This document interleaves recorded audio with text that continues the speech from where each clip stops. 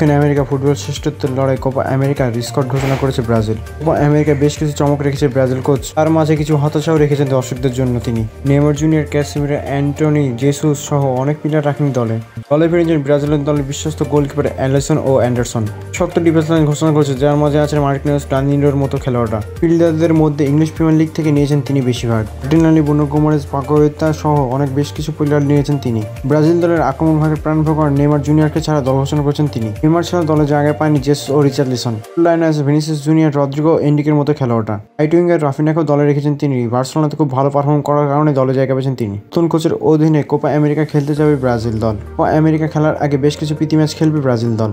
প্রীতি ম্যাচে দলের combination সাজাবেন Brazil coach. FIFA উইন্ডোতে শক্তিশালী প্রতিপক্ষ ইংল্যান্ড ও স্পেনের বিপক্ষে ভালো একটি দল সাজিয়ে ভালো পারফর্ম করেছিল ব্রাজিল দল।